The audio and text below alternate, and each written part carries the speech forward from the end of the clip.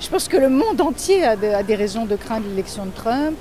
Vous remarquerez qu'un des dirigeants qui est resté extrêmement prudent pour le moment, c'est Poutine, qui ne s'est pas encore manifesté, en tout cas en disant que les États-Unis restaient un adversaire important pour la Russie. Enfin voilà, moi je pense que c'est extrêmement préoccupant, mais quand vous voyez qu'au sein de l'Europe, il y a un monsieur comme monsieur Orban, voilà, qui est, semble-t-il, un modèle pour Trump et pas l'inverse, voilà, et il est là, il est chez nous, il fait partie de l'Europe, ce monsieur.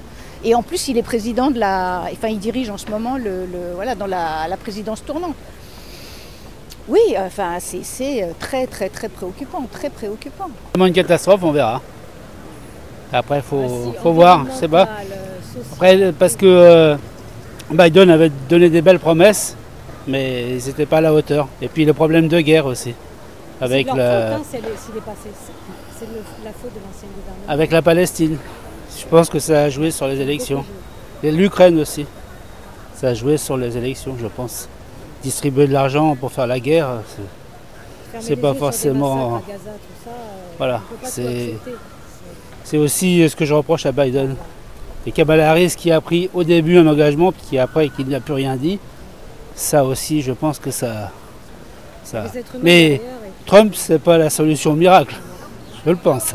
Je sais pas. Après, on verra. On va réfléchir chez nous en France parce que ça prend une mauvaise tournure aussi pour nous. Hein. Présentez-vous. Moi, je suis Martine. Bien. Mais si ça doit donner à réfléchir aux autres pays, parce que nous, l'extrême droite est en train de prendre des proportions qui n'est pas bonne. Vous avez peur de l'extrême droite ? Exactement. C'est pas du tout bon. Franchement, je sais pas du tout. Hein. Moi, je ne regarde pas trop la politique. Vient d'être réélu.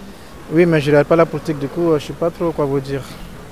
Parce que je ne sais pas trop quoi vous dire. Je ne sais pas du tout. Désolé, mais. Voilà, moi, je suis déçu déjà que ce soit Trump qui est passé à nouveau. Parce que par le passé, on a vu un peu ce que ça engendrait hein, comme désordre. J'ai envie de dire entre guillemets un désordre, notamment avec. On a vu les bavures policières qui étaient entre autres encouragées par Trump parce que tout ça s'est passé pendant son mandat.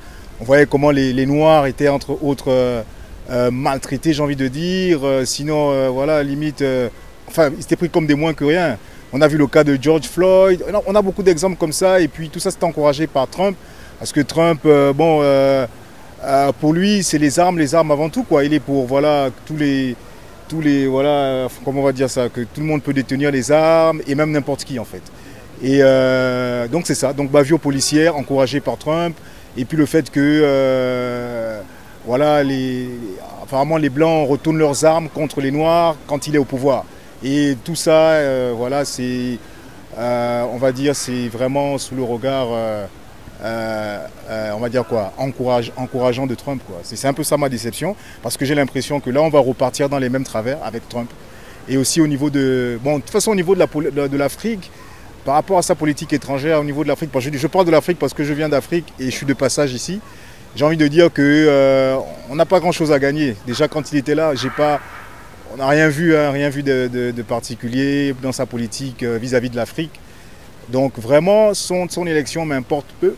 Voilà, je ne suis pas enthousiaste, mais j'aurais bien aimé que ce soit à la candidate déchue Kamala Harris. Mais bon, malheureusement pour elle, hein, peut-être que les États-Unis ne sont pas prêts à avoir une femme au pouvoir. C'est un peu dommage. Voilà. Les politiciens, ils ont toujours une façon comment préparer leur présidentielle. Mais est-ce que les faits, ça va être ce qu'ils disaient pour arrêter la guerre en Palestine, ça va être dur. C'est dur, très dur. C'est pas facile, c'est pas du jeu. Ça s'arrête par les armes. Ça s'arrête pas par... c'est le peuple lui-même qui va...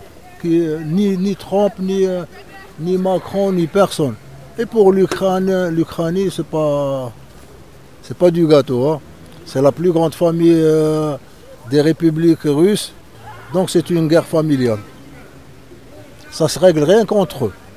Aucun étranger ne peut arrêter. Qu'est-ce que vous attendez de Donald Trump ? J'attends rien de lui. Il n'est pas à la hauteur. Il va faire que des bruits comme d'hab. Et il va finir ses élections et au revoir et merci. fera rien du tout, madame.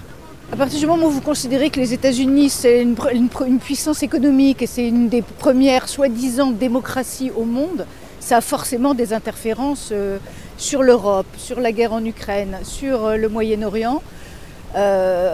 C'est absolument obligé. Maintenant, qu'est-ce que vous voulez? Les Américains ont voté massivement pour Donald Trump. On le déplore. Enfin, on n'arrive même pas à comprendre. Voilà, bon. Peut-être qu'ils ne comprennent pas pourquoi nous aussi on a voté pour Macron, moi j'en sais rien, hein, si vous voulez. On voit ce personnage complètement surréaliste, et encore c'est pas gentil pour le mouvement surréaliste, qui est élu, mais à plus extrêmement nettement, si vous voulez, il n'y a même pas de contestation possible, c'est massivement qu'il est élu. On ne peut que s'incliner devant, voilà, et se dire que c'est désolant pour les démocraties. Moi je pense que c'est surtout désolant pour le mécanisme démocratique, si vous voulez. Et j'espère que surtout ça ne va pas déteindre sur les réflexes européens. C'est surtout ça qui m'inquiète. Voilà, après, les conséquences, évidemment qu'il y aura des conséquences. Voilà, c'est absolument certain.